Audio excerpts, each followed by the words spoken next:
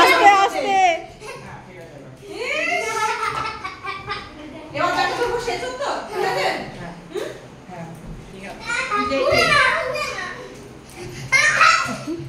তার চোখ বাঁধা হবে নাকি?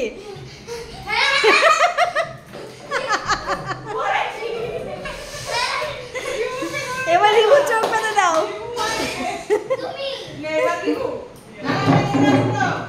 ছোট ওকে দিও না।